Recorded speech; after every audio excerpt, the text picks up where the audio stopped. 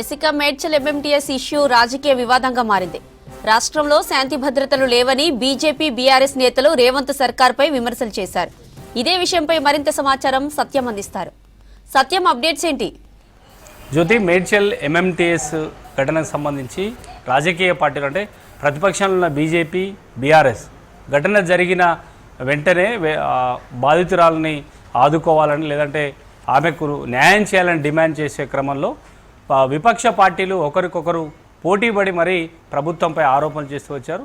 ఈ ఘటన అత్యాచార యత్నం జరగలేదు, కేవలం ఆమె రీల్స్ చేస్తూ ఎంఎంటీఎస్ ట్రైన్ నుంచి జారిపడని తేలడంతో రాజకీయ పార్టీలు ఏం జరిగింది, ఆ రోజు జరిగిన ఘటనకు సంబంధించిన అంశాన్ని కనీసం నిర్ధారించే వరకు కూడా ఎదురు చూడకుండా ఇటు బీఆర్ఎస్ బీజేపీ ఒకరిపై ఒకరు పోటీపడి ఆ క్రెడిట్ని ఆయా పార్టీలు రెండు పార్టీలు పోటీపడి క్రెడిట్ను దక్కించుకునే ప్రయత్నంలో భాగంగా ఆమెకు న్యాయం చేయాలని ఒకేసారి డిమాండ్ చేశారు. ఇక బీఆర్ఎస్ పార్టీకి సంబంధించిన కీలక నేతలు, మాజీ హోంమంత్రితో పాటు ఆ పార్టీకి సంబంధించిన వర్కింగ్ ప్రెసిడెంట్తో సహా రాష్ట్రంలో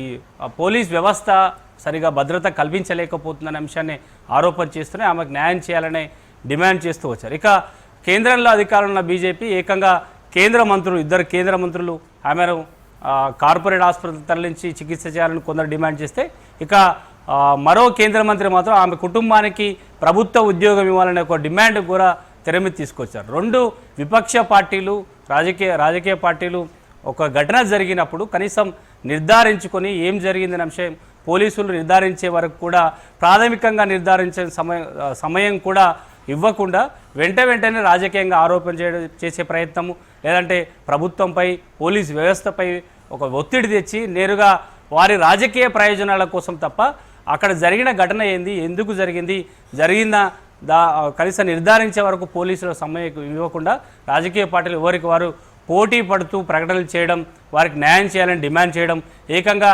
రాష్ట్రంలో పూర్తిగా పోలీస్ వ్యవస్థ సరిగా పనిచేయడం లేదని ఒక ఆరోపణలు చేయడానికి ముందుగా ఈ విపక్ష పార్టీలు పోటీ పడితే తప్ప ఆ రోజు ఏం జరిగింది, ఘటన జరగడానికి కారణాలు ఏందనే అంశాన్ని పోలీసులు నిర్ధారించే సమయం కూడా రాజకీయ పార్టీలు ఎవరికి వారు పోటీ పడి ప్రకటన చేశారు. ఈ ఘటనలో బీజేపీ బీఆర్ఎస్ రెండు పార్టీలు ఈరోజు జరిగిన ఈ ఘటనలో ఎలాంటి అత్యాచార యత్నం జరగలేదు, కేవలం రీల్స్ చేస్తూ ఆమె ప్రమాదవశాత్తుకు కింద జారిపడింది. కానీ ఫ్యామిలీకి రీల్స్ చేస్తూ కింద జారిపడని చెబితే ఇంట్లో తిడతారని లేదంటే ఆమె భయపడి ఇలాంటి అసత్య ప్రచారం చేసిందని రైల్వే పోలీసులు తేల్చడంతో ఇప్పటి వరకు డిమాండ్ చేసి వచ్చిన ప్రతిపక్ష పార్టీలు ఇటు బీఆర్ఎస్ బీజేపీ ఏం సమాధానం చెబుతుంది, ఇటు పోలీస్ వ్యవస్థకు అదేవిధంగా ప్రభుత్వంపై ఇప్పటివరకు చేసిన ఆరోపణల్ని ఆ రెండు పార్టీలు వెనుకకు తీసుకుంటాయా లేదా అనే అంశాన్ని